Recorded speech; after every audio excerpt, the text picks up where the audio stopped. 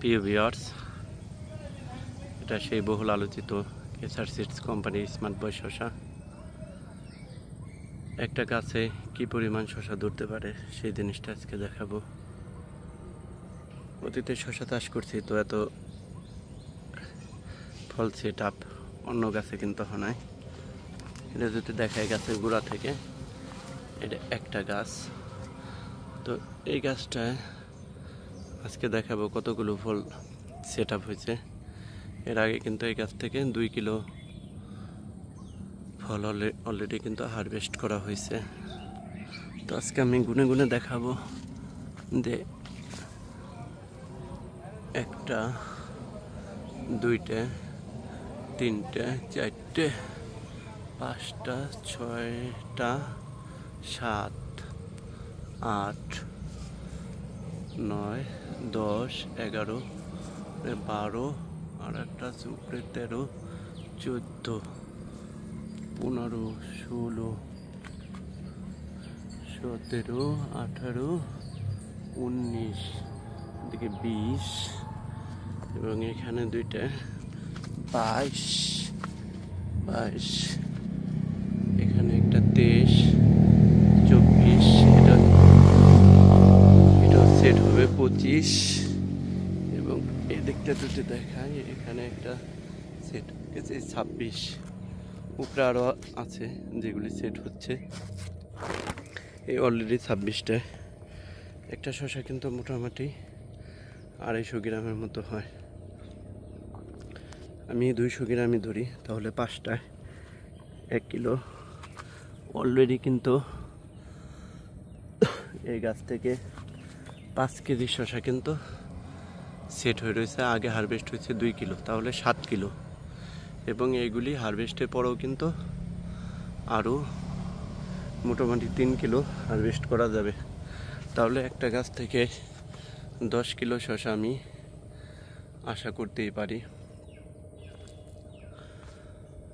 তারপরে পর্যাপ্ত আলো বাতাস দিলে কিন্তু আর একটু বেশি ধরতো। এটা কিন্তু লাউ গাছের চাপ আছে, তার ভিতরে করা। তো এই সাইডেও শসা আলহামদুলিল্লাহ অনেকটা সেট হয়ে গেছে। তো এখান থেকে কিছু শসা কিন্তু কালকে হারভেস্ট করব। এবং শসার কালার মোটামুটি ভালো।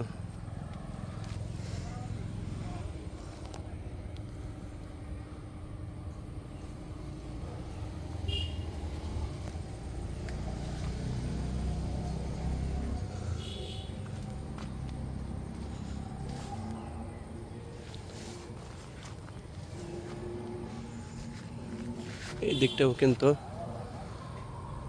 শসা কিন্তু সেট হওয়া শুরু হয়েছে। যদি দেখাই এখানে, এদিকে এই ছেটের ভিতরে আরও ভিতরে আছে। তো পর্যায়ক্রমে মোটামুটি শসা আছে, এবং এই গাছগুলো কিন্তু যথেষ্ট বড় হয়েছে। কিছু গাছ 8 থেকে 9 ফিট, 10 ফিট পর্যন্ত হয়ে গেছে।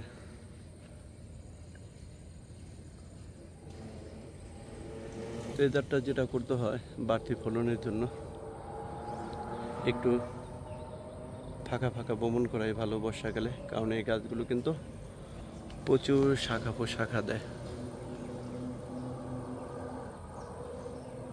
সেজন্য যদি একটু ফাঁকা করে লাগান তাহলে কিন্তু ফলনটা মোটামুটিভাবে অনেক বেশি দেয়। তো এখানে একটা গাছ আছে, এই গাছটাও তো জোরালো না, তারপরেও কিন্তু অনেকগুলো ফল সেট রয়েছে। এখানে একটা, এখানে একটা, এগুলি 2-1 দিন গেলে হারভেস্ট করা যাবে। এখানে, এখানে আবার এই যে নতুন সেট হওয়া শুরু হয়েছে। তো এরকমভাবে কিন্তু শসার ফলন আছে মোটামুটিভাবে। এই দিকটা যদি দেখাই, 1, 2, 3, 4, 5, 6, 7, 8 এরকম। এখানেও 15-20টা শসা অলরেডি আছে।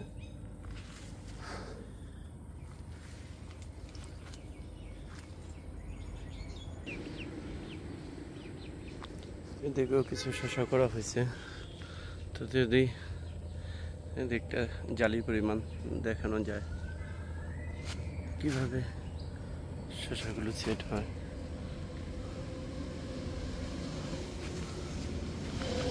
এখানে কিন্তু তত